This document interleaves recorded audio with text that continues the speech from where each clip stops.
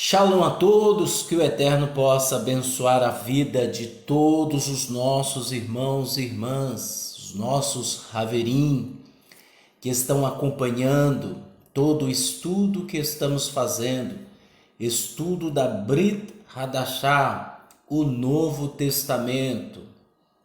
Já abordamos os livros de Atos, Gálatas, Filipenses, Tessalonicense. E agora nós estamos no livro de 1 Timóteo, a carta para Timóteo. E o mais interessante é que nós vemos aqui de como Paulo trata várias comunidades de maneiras diferentes, de maneiras que muitos acham que Paulo está se contradizendo. Não. Em determinada comunidade ele age de uma maneira, em outra ele age de outra. E de acordo com o andamento daquela comunidade, ele expressa a sua disciplina, ele expressa a disciplina do Eterno para a correção daquela comunidade. Às vezes aquela comunidade não necessitaria de correção, mas sim de oração. Então ele diz, olha, eu não preciso discipliná-los, eu não preciso corrigi-los, mas que vocês se dediquem ao amor. Então nós vemos aí, em vários momentos, Paulo, ele agindo de maneira diferente.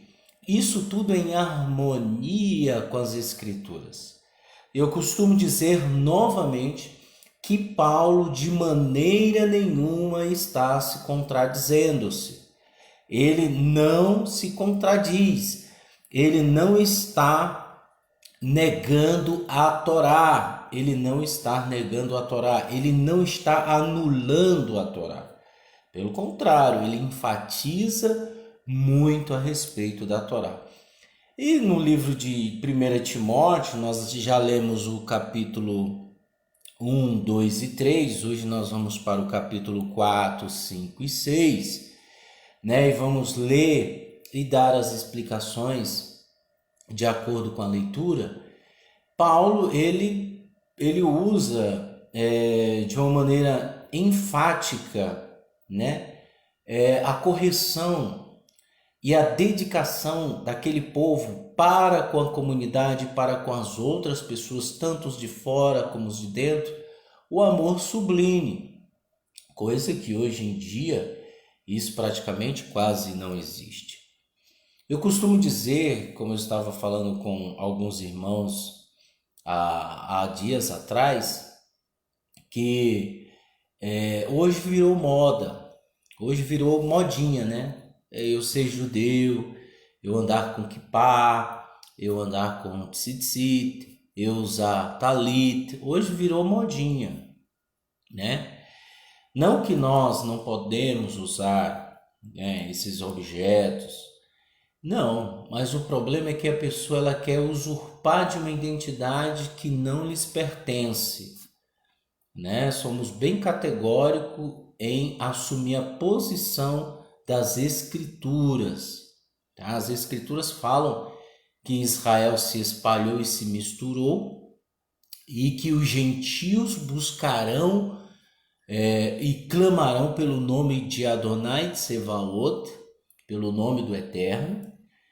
Eles confiarão, isso já é profecia. E de maneira nenhuma você vê mudando o título Goim, os nomes de Goim para outro tipo de nome. Sempre foi dado como Goim. Aquele que se espalhou, que se perdeu, a Oséias, Ezequiel, Isaías, Jeremias, ele cita como efraimitas, que foi os que se perderam, que é a última casa de Efraim. As que se perderam, mas existe o povo Goim, que se arrependerão e se voltarão para o Eterno. Então, identidades que o Eterno deu para essas pessoas, títulos que não vão ser mudadas. Não vão ser mudadas, não é porque eu queira. Não, então O que eu tenho que entender? Eu tenho que entender que eu sou descendente de pais católicos. Eu sou descendente e colonizado, o Brasil ele é colonizado pela Igreja Católica, tá? Existe sim um povo de Israel perdido aqui no Brasil, existe. Existe também os goim que irão se voltar para o eterno, existe. Isso vai acontecer. Isso não está longe de acontecer. Mas o que nós vemos, pessoal, é algo totalmente diferente. Pessoas motivadas por interesse, né, que farão comércio de muitos, né, farão comércio por ganância, estão usurpando de uma situação que não lhes convém. E é por isso que estamos aqui, né, para falarmos a respeito de vários assuntos, abordarmos textos, estudos ao longo do tempo, né? Nós que já estudamos as escrituras, já juntando aí na época que eu tive no cristianismo eu tive 15 anos no cristianismo, já estudava. E aí hoje nós estamos no judaísmo nazareno, graças a Hashem. Então nós totalizando aí 22 anos de estudo, tá? Então não é uma coisa que começamos agora, tá? E o que sempre vai nos deixar motivados em busca do alvo do reino de Elohim é as escrituras. Nós, Netzarim, nós do judaísmo nazareno, nós não temos preguiça de lermos as escrituras. Nós lemos as escrituras. Nós lemos e estudamos e entendemos e compreendemos com a graça divina de Hashem e que ele nos concebeu. E isso nós passamos para as pessoas, para que as pessoas não sejam enganadas. E o nosso foco aqui é isso, tá? Falamos de maneira simples, de maneira humilde, sem bajular ninguém, sem ficar puxando o saco de ninguém. Nós não temos essa finalidade, tá bom? Por isso que nós somos únicos, nós não temos aliança com ninguém, tá? Nós não temos aliança, nós não estamos juntos com ninguém. Nós somos independentes, uma comunidade dependente, tá? Então vamos dar continuidade à leitura de Timóteo e, de acordo com a leitura, no proceder, nós vamos dando as explicações. Capítulo 4 de 1 Timóteo diz o seguinte: o Espírito diz claramente que no Aharit Hayamim algumas pessoas apostatarão da fé por dar atenção a espíritos enganadores e a questões ensinadas por demônios. Eu costumo dizer, como disse Shaul, uma pitada de fermento eleva toda a massa. Então tem muita gente, pessoal, mas muita gente mesmo, não é pouca, que começa até bem. A pessoa começa bem, né? Começa a buscar o eterno, começa a congregar com algumas pessoas, ensina tal. Quando vai ver, ela já está indo para outro tipo de ensinamento que não provém das escrituras. E isso tem muito no nosso meio, no meio do judaísmo, tem muito pessoas que dão ouvido a espíritos enganadores e a questões ensinadas por Shedim, que é demônios, tá? Então tem muita gente sendo levada por esses espíritos e elas pensam que estão agradando ao Eterno, na realidade não estão.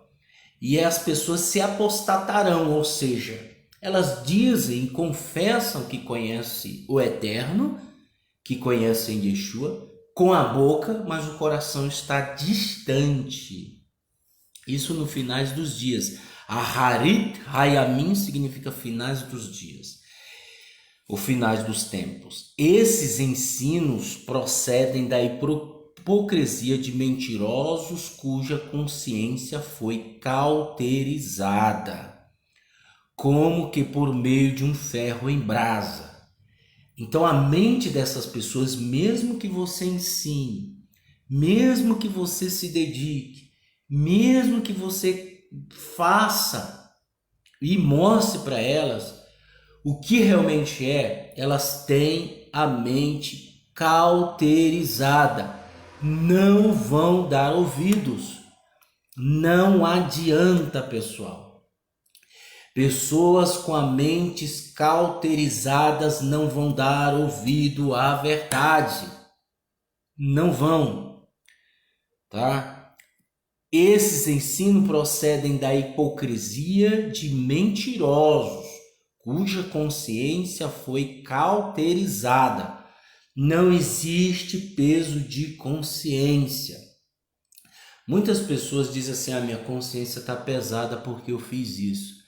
São pessoas que estão arrependidas e que não gostaria mais que fizesse aquilo, e elas fizeram por algum impulso, né?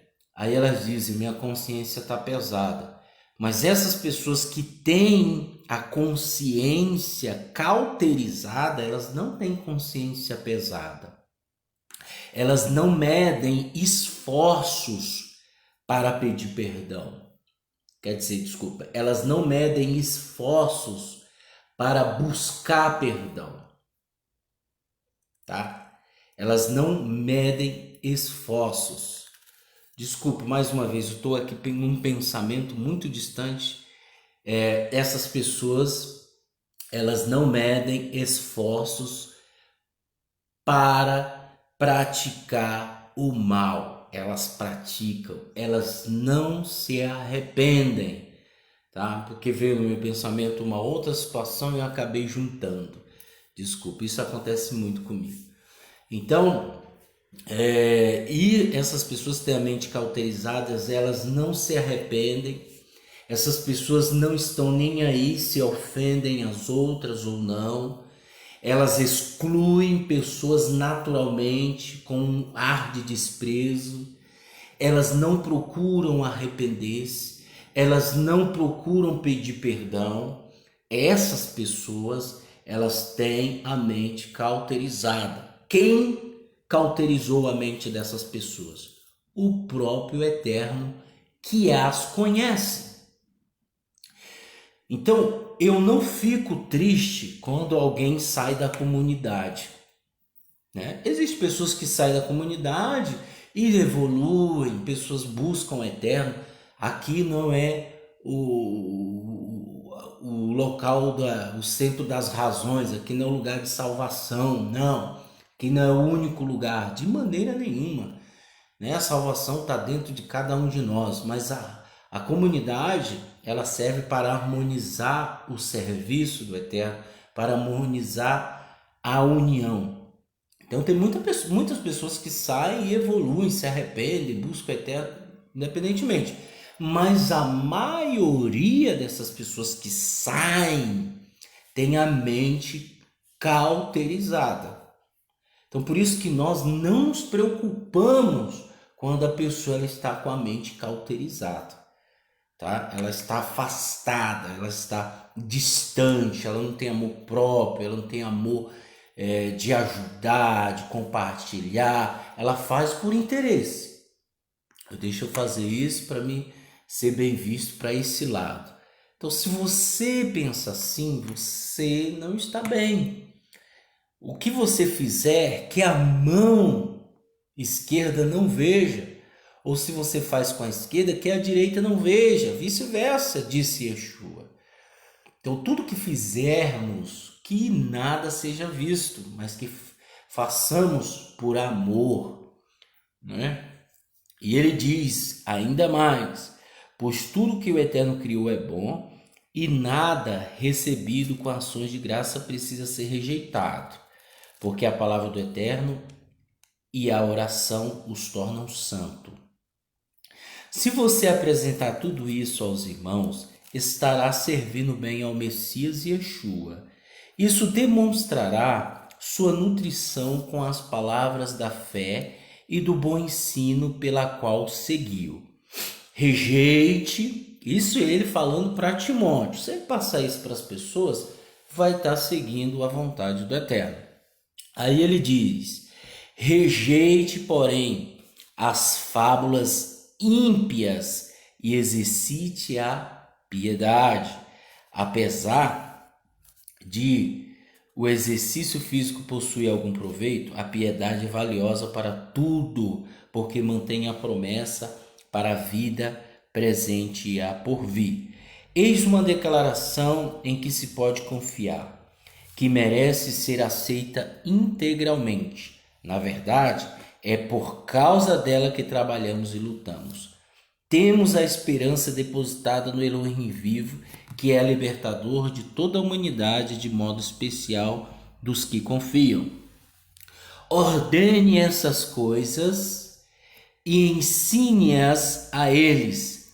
Não permita que ninguém o despreze por ser jovem. Em vez disso, torne-se exemplo para os crentes em palavras, comportamento, amor, confiança e pureza.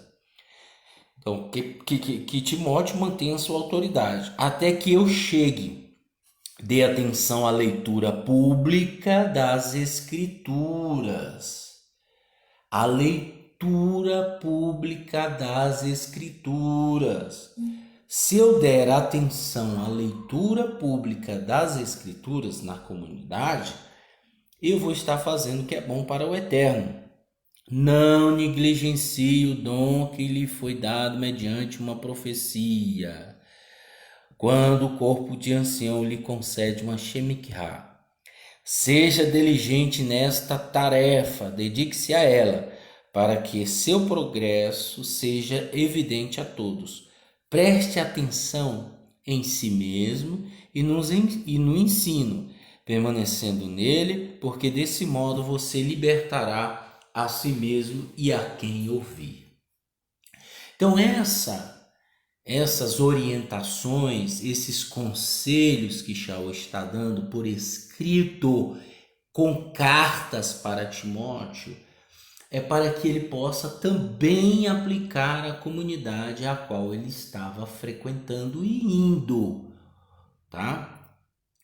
E isso é bastante interessante para as nossas vidas. Mas hoje em dia é diferente. Não se lê Brit Hadashah, não se ensina Brit Hadashah, os Ketuvim Netzarim, não se ensina, que é o Novo Testamento. Não se ensina, pelo contrário, pegam livros do judaísmo tradicional, do judaísmo ortodoxo, e aplica eles. Nem esses que estão aplicando e nem os que estão ouvindo entendem o que os livros do judaísmo ortodoxo e tradicional estão explicando, porque às vezes são livros muito revelador e aquilo não cabe para um ignorante, porque ele não sabe interpretar. Ele não tem o entendimento para conhecer aquilo. Então não cabe nós darmos alimento sólido para quem está tomando leite. Não cabe, mas, como eu disse, pessoas cauterizadas, com a mente cauterizadas, os próprios líderes dão para os ignorantes e eles ficam viajando na maionese. Eu costumo dizer que são pessoas que também vivem viajando na maionese. São pessoas que parecem aquelas pessoas drogadas, tá? Parece que estão drogadas pelas histórias inventadas e por fábulas, né? E as pessoas ficam como se tivessem hipnotizadas por aquele ensinamento, com ar de sempre querendo estar por cima dos outros. Sempre estão querendo estar por cima dos outros, tá? E infelizmente isso é o que ocorre. Hoje o que vemos é isso, na sua maioria. São raras exceções que existem comunidades que levam a sério o trabalho de Yeshua. Capítulo 5, continuando, diz o seguinte: não repreenda de forma áspera o homem idoso, mas converse com ele como se fosse seu pai. Tratem os jovens como os irmãos, as mulheres idosas como mães e as moças como irmãs, com pureza total. Então, ele fala aqui que não é para repreender o idoso de forma áspera, tá? Pessoa idosa, você repreende ela de forma áspera. Veja, o conceito aqui é comunidade, tá? Comunidade. Então, o idoso da comunidade não é para repreender ele de forma áspera. Se ele fez alguma coisa de errado, não repreenda. Fale com ele como se fosse seu pai, ok? E os jovens como irmãos, as mulheres idosas como mães e as moças como irmãs com pureza total.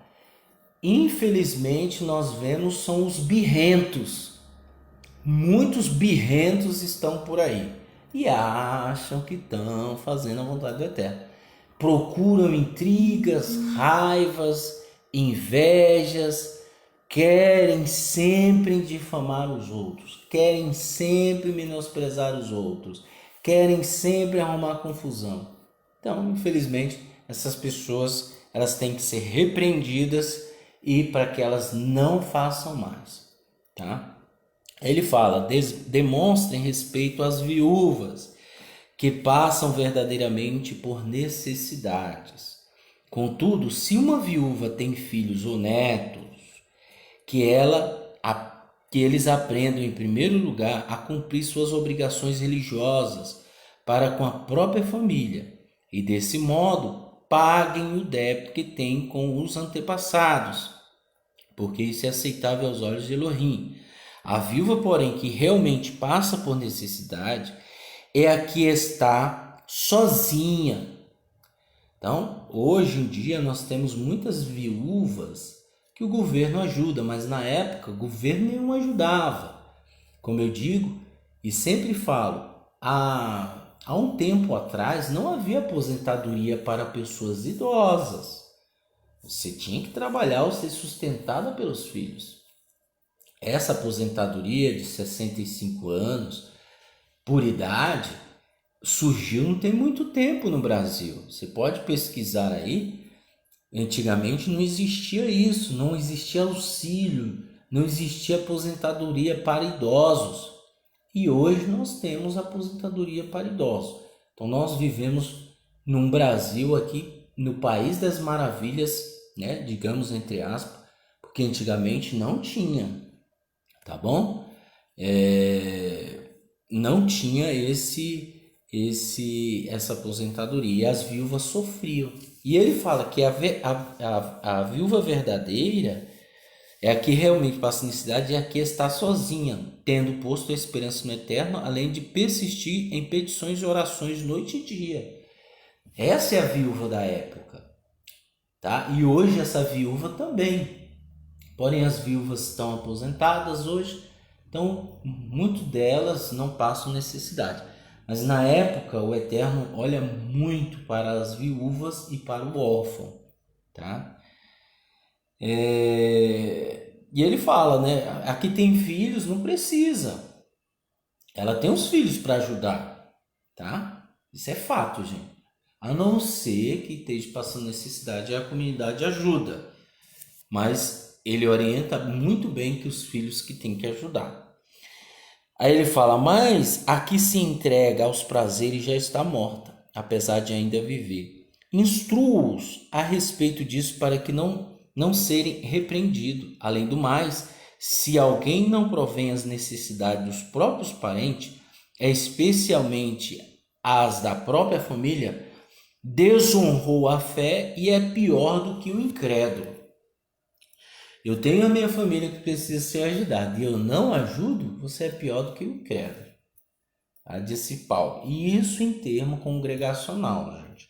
Eu não posso aplicar isso para pessoas que são ímpias. Tá? Pessoas que são ímpias, o Eterno vai julgá-las conforme a sua impiedade. Pessoas que estão fora de uma comunidade. Eu não posso. Eu tenho que ensinar quem está dentro da comunidade. Quem está dentro da comunidade, eu vou ensinar como tratar as pessoas de fora. E é isso que ocorria, tá? Continuando. Ele diz: que seja colocada na lista de viúvas apenas as viúvas com mais de 60 anos. Tá bom? Então hoje o Brasil está cumprindo uma halá de Shaul, tá? O homem é 65, a mulher é 60, se eu não me engano é 62, não lembro. Mas após os 60, que tenha sido fiel ao marido e conhecida pelas boas obras, como ter criado bem os filhos, ser hospitaleira, lavar os pés do povo do Eterno, ajudar os atribulados e ter se dedicado a todo tipo de boa obra. Uma outra questão fundamental é a relação do lavar os pés. Vejam só, pessoal, na época nós não tínhamos tênis, rainha, Nike, nós não tínhamos esses tênis que hoje nós temos.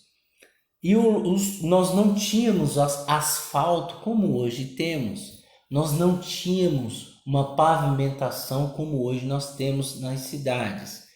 Então, e o calor era insuportável. Então você andava de chinelo, sandália e os pés expostos. Então essa tradição é uma tradição do nosso povo do Oriente, é lavar os pés. Quando a pessoa chegava em casa, então por uma forma de receber aquela pessoa, é como hoje o aperto de mão, né? O aperto de mão, você conhece uma pessoa, você aperta a mão dela. Essa é uma tradição que existe. Lá era lavar os pés.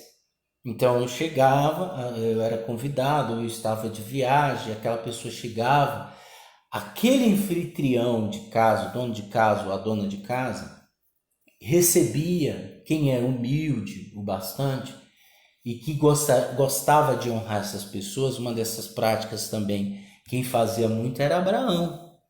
Então chegava uma pessoa, aí eu sentava, ele ia lá e lavava os pés daquela pessoa e aquele lavar os pés trazia um frescor, trazia uma gratidão por aquela pessoa estar fazendo aquilo. Você imagina no calor de 45 graus, eu lavar meus pés. Eu não ia só lavar os pés, né? Eu ia me banhar todinho, né? É lógico que também havia o banho, né, gente? Mas a forma simples, é como um aperto de mão que eu disse, lavava os pés e aquela pessoa se sentia muito bem na casa. Então isso é bastante interessante nós olharmos. Criado bem os filhos, ser hospitaleiro, lavar os pés do povo do Eterno, ajudar os atribulados e ter se dedicado a todo tipo de boa obra. Essa era a viúva. Veja que ela tinha que atender esses requisitos, né? Continuando. Todavia recuse-se a alistar viúvas mais jovens, porque ao sentir as paixões naturais que os alienam do Messias, querem se casar. Então ele fala, ó, Timóteo, se acontecer de você ir para uma comunidade, em outras palavras, ensine as pessoas assim. As viúvas novas, de 50 anos para baixo, né, de 30, o marido morreu novo, então elas têm a oportunidade de se casar e recuse a ajudá-las, a não ser, isso não quer dizer que não vai ajudar ninguém, não, recuse a ajudá-las. Ele está dando uma interpretação da lei lá do Eterno para a viúva, né, e para as mulheres, para que ajam de maneira que tem que ser agir de maneira óbvia. Não é uma maneira usurpadora, né? De usurpar, de beneficiar um e o outro não. Não, não é isso. É fazer com que a harmonia de uma comunidade sobreviva em amor. Então isso é bastante interessante nós notarmos isso. Isso não quer dizer que ele está excluindo ninguém. Isso faz com que as jovens viúvas venham se casar novamente com outra pessoa e até mesmo trabalhar, fazer alguma coisa, em vez de serem fofoqueiras. Aí ele fala assim, porque ao sentir as paixões naturais que as alienam do Messias, querem se casar. Isso lhe traz condenação por terem pretendido a confiança anteriormente demonstrada. Além disso, elas aprendem a ficar ociosas, indo de casa em casa. O que é uma pessoa ociosa? Eu já li e já falei no vídeo passado. É uma pessoa preguiçosa que não quer trabalhar. Aí ele fala indo de casa em casa e não só ociosas, mas também fofoqueiras e bisbilhoteiras, falando que não devem. Então, isso é uma característica muito séria da mulher. Se a mulher não for temente ao eterno, madura o suficiente para resistir a esses desejos, que infelizmente querem cativar muitas mulheres, então isso é o que ocorre, tá? Aí ele fala, né? Portanto, é melhor que as viúvas mais jovens se casem, tenham filhos, cuidem de casa, a fim de não darem aos oponentes nenhum motivo para nos caluniar. Alguns já se desviaram para seguir o adversário. Então, tá vendo? Esse é o motivo, porque uma fofoca, uma intriga, uma calúnia pode gerar isso.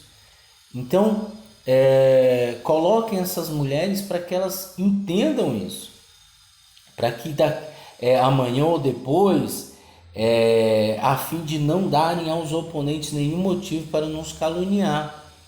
Algumas já se desviaram para seguir o adversário. E é o que ocorre. Algumas pessoas sempre se desviam para seguir o adversário, para caluniar. Tá? Então é por isso que isso vem ocorrendo nos nossos tempos. Tá? Se alguma mulher crente tem parentes viúvas, deve socorrê-las. A congregação não deve se sobrecarregar com elas, para que possa ajudar as viúvas que verdadeiramente passam por necessidade. Então, se alguma mulher crente tem parentes viúvas, deve socorrê-la, tá? Isso não, veja que a comunidade ela não pode se sobrecarregar de maneira nenhuma, tá? Então é dever de que nós não venhamos sobrecarregar a comunidade. Os líderes que conduzem bem devem ser considerados dignos de dupla honra, especialmente os que trabalham arduamente no anúncio da palavra e no ensino. Porque o Tanar diz: você não deve amordaçar o boi enquanto trilha o cereal. Em outras palavras, o trabalhador merece o salário. Jamais ouça qualquer acusação contra um líder, a menos que seja confirmada por 2 ou 3 testemunhas. Aqui é uma situação de líder, tá?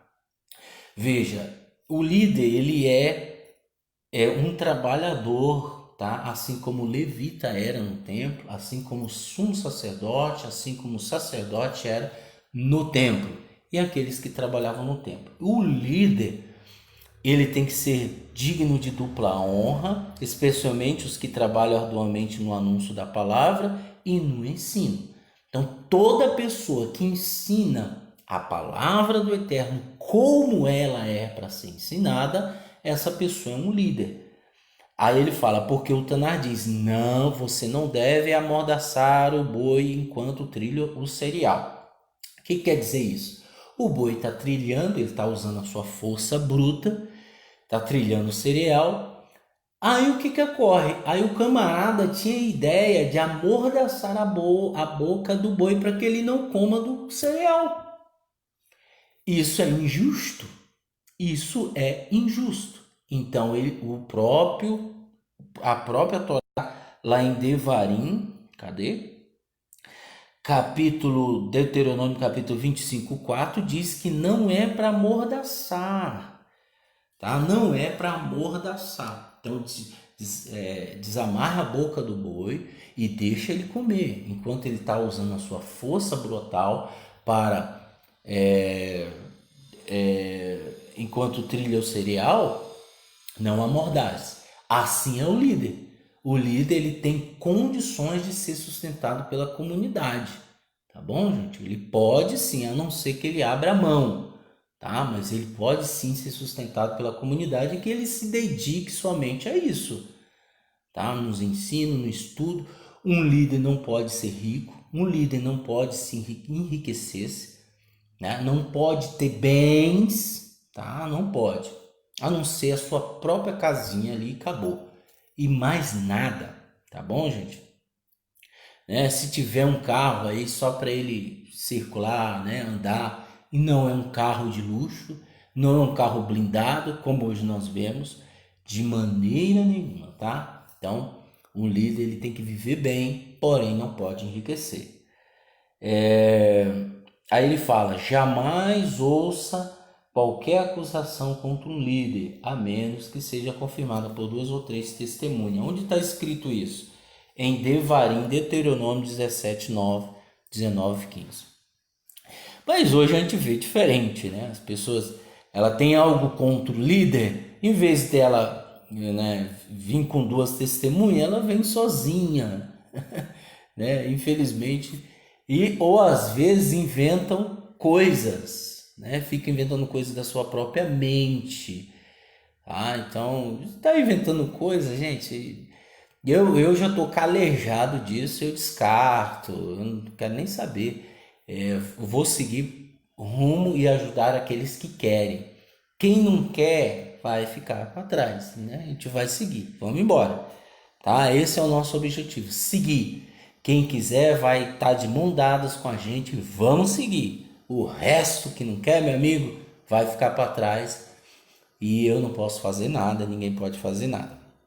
Aí ele diz: repreenda perante toda a assembleia os líderes que permanecem no pecado, como advertência para os outros. Qual é a assembleia? Assembleia de liderança, tá? Pessoas idosas que fazem parte de um conselho. Então, essa assembleia, né,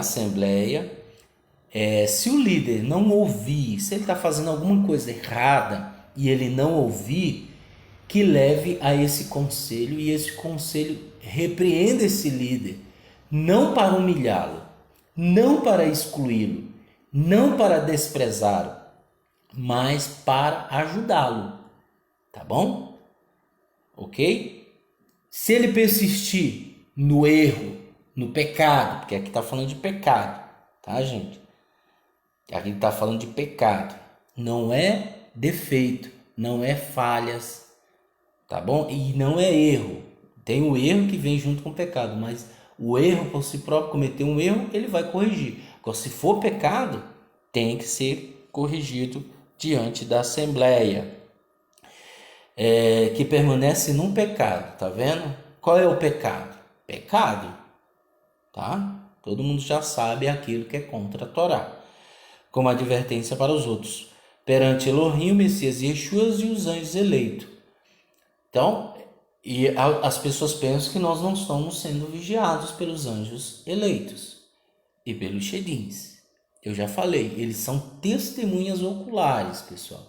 Não adianta, se você se opor contra um líder, se você fizer qualquer coisa contra um líder, pode ser quem for, o mais bestinha, digamos assim, mas que o Eterno o levantou numa comunidade para ajudar as pessoas. Se você se levantar, se você desejar o mal, os anjos são contra você no juízo final. E também os shedins, os demônios. Você está diante deles 24 horas quando você se levanta contra um líder, tá? Só para deixar bem claro. diante dos anjos eleitos. Eu o incumbo solenemente de observar essas instruções, sem prejudicar, sem prejulgar e sem demonstrar favoritismo. Não seja apressado em conceder uma shemirá a ninguém e não participe dos pecados dos outros. Mantenha-se puro. Né? Não seja precipitado em colocar ninguém como líder, né? Na posição de um rabino. Tá? Pare de beber. Ele fala assim, não seja apressado, tal. Mantenha-se puro. Pare de beber apenas água. Em vez disso, tome também um pouco de vinho para ajudar na digestão e por causa das suas frequentes doenças. Os pecados de algumas pessoas são evidentes e segue adiante delas para o julgamento, mas os pecados de outros se seguem mais tarde. Da mesma forma, as boas obras são evidentes e, ainda que não sejam, não podem permanecer ocultas. 6. Todos os que estão sob o jugo da escravidão devem considerar seus senhores dignos de todo respeito, para que o nome de Elohim e o ensino não sejam desacreditados. E os que têm senhores crentes não devem demonstrar menos respeito por eles, pelo fato de serem irmãos. Ao contrário, devem servir com mais diligência, porque os beneficiários do seu serviço são crentes amados. Ensine, exorte as pessoas a respeito dessas coisas. Se alguém ensina de modo diverso e não concorda com os sãos preceitos do nosso Senhor Yeshua, o Messias, e com a doutrina decorrente da piedade, é inchado e presunção e não entende nada. Tá? Se você ensina outra coisa, gente, você é inchado de presunção e não entende nada. É isso. É uma nuvem sem água. Possui um interesse doentio por controversias, né? Gosta de debater, gosta de isso está errado, não é isso não. Controversias. E disputas a respeito da palavra, das quais procedem inveja, brigas, desavenços, insultos, suspeitas malignas, de formas apropriadas. Suspeitas malignas e disputas constantes entre pessoas de mente corrompida e que não funciona mais de forma apropriada. E que foram privadas da verdade, de modo que imaginam ser a religião uma via para a riqueza. No entanto, a verdadeira religião não resulta em grande riqueza, mas apenas para os que estão contentes com o que têm, porque não trouxemos nada a este mundo e não podemos levar nada dele. Por isso, se tivermos comida e roupa, estaremos satisfeitos com isso. Acabou. Precisa mais de nada. Se eu tiver roupa e comida, acabou, gente. E moradia, né? Porque hoje em dia moradia é tudo. Na época não era tanto, porque em todo lugar se fazia uma cabana, uma tenda. Hoje não, hoje moradia é tudo. E hoje eu falo, quem tiver roupa, comida e moradia, já era. Tá muito bem. Tá muito bem. Não precisa mais de nada. Veja que ele fala, né? Possui um interesse doentio por controversias e disputas a respeito da palavra, dos quais procedem inveja, brigas, desavenças, insultos, suspeitas malignas e disputas constantes entre pessoas de mente corrompida e que não funcionam mais de forma apropriada e que foram privadas da verdade, de modo que imaginam ser a religião uma via para a riqueza. É isso que pensa. Aí ele diz, além do mais, os que pretendem ficar ricos caem em tentação, né? Caem em tentação, são pegos pela ambição tola e dolorosa que os lança na ruína e destruição, porque o amor ao dinheiro é a raiz de todos os males. Algumas pessoas se desviaram da fé e se atormentaram com muitas dores por causa dele. Você, porém, por ser homem de Elohim, fuja dessas coisas, busque a justiça, a piedade, a felicidade, o amor, a perseverança e a mansidão. Combata o bom combate da confiança, apegue-se à vida eterna para a qual foi chamado, ao testemunhar cabalmente a respeito de sua fé na presença de muitas testemunhas. Eu incubo diante de Elohim, que dá vida a tudo, e do Messias Yeshua, que no testemunho a Pôncio Pilatos também apresentou um testemunho cabal, de obedecer à sua comissão de forma imaculada e irrepreensível até o aparecimento do nosso Senhor Yeshua, o Messias. Sua manifestação ocorrerá no tempo devido, pelo bendito e único soberano,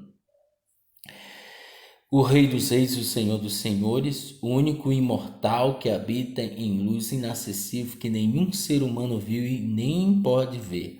A ele seja honra e poder eterno. Amém. Acerca dos ricos do presente mundo, que não sejam orgulhosos, nem ponham a esperança na incerteza da riqueza, mas ao depositarem em Elohim, que nos provê de tudo ricamente para nossa satisfação. Ordene que pratique o bem, sejam ricos em boas obras, generosos e prontos a partilhar. Dessa forma, entesourarão um bom fundamento para si mesmos, para que possam alcançar a verdadeira vida. Ó Timóteo, guarde o que lhe foi confiado, afaste das conversas ímpias e profanas, da argumentação contraditória que falsamente chamam conhecimento. Muitos que prometiam esse conhecimento erraram o alvo no que concerne a fé, e a graça seja com você. Amém. Veja, uma carta dessa, uma orientação dessa para a comunidade, não só para Timóteo, mas para todos que pertenciam à comunidade, é algo muito divino. Mas como nós sempre falamos, as pessoas desconhecem as Escrituras, agem de forma distorcida das Escrituras e só vão se enfiar no erro. Infelizmente, muitas pessoas estão caindo no erro de Bilã, no erro de muitos que são orgulhosos, muitos que querem arrumar confusão, intrigas, raiva, desavenças e etc. Infelizmente é assim o que nós vemos hoje. Que você não seja assim, que você ouça os conselhos de Shaul, que você ouça os conselhos dos nossos emissários. E agora nós vamos para 2 Timóteo, a carta de 2 Timóteo, nos próximos capítulos, mas que você seja unânime no amor, na disciplina e na mensagem das boas novas, que é Yeshua HaMashiach. E o resto é resto, gente. Obedeça a Hashem, obedeça a Yeshua, pratique e coloque em prática, tá bom? Que o Eterno abençoe a todos. Desde já agradeço o carinho. Se inscrevam-se no canal, não deixe para amanhã, né? Porque você se inscrevendo, assine o sininho, dá um joinha, né? Coloca aí nos comentários alguma dúvida que você tenha, nós vamos responder. Que o Eterno abençoe a todos grandemente, tá? Em nome de Yeshua Mashiach. Amém.